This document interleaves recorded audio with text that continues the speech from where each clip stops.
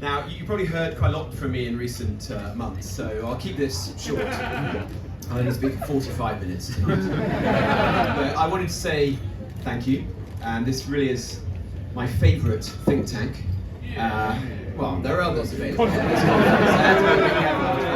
I see a few others here tonight. But this is a think tank that is doing great work for our country right now, when we've got the national debt rising at £5,000 a second, and we've got a big state getting larger and larger.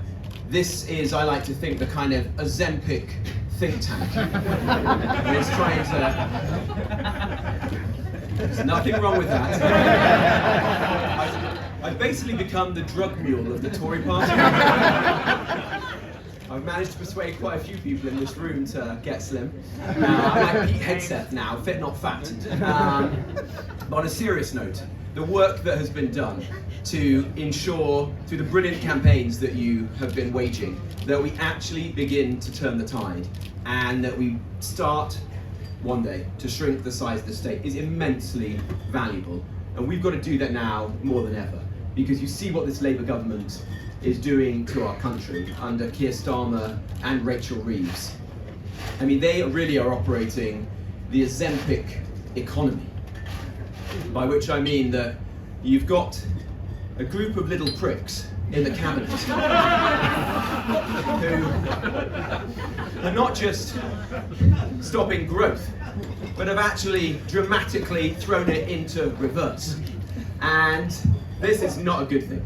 So we need to have think tanks like yours doing the work that you're doing, and the campaigns you've been fighting in recent months, whether it's your campaign to stop the Lib Dems with their 4-day week in local government, whether it's on the national debt, or your battle against quangos. These are important fights in which we need you to be producing the top quality research that you've been doing for years and years, and influencing the national debate. So thank you to everyone at the Taxpayers Alliance for doing that.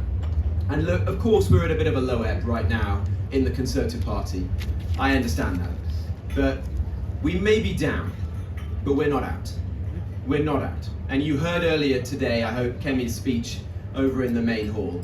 And she was right to say that we can turn this thing around.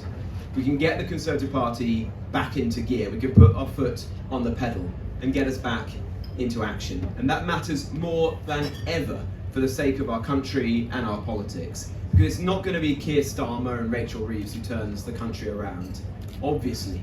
I don't know if Keir Starmer is a good man or a bad man, got my opinion, but he's fundamentally unsuited to be Prime Minister of our country at a time of immense challenge, when we do have the chances, the serious chance of a fiscal crisis, when we've got flatlining economic growth, a housing crisis, mass migration, terrible demographics facing our country, a less united country than we've known for many, many decades. It's not going to be Ed Davey with his clown show over at the Lib Dems. And actually, I don't think it's going to be Nigel Farage either.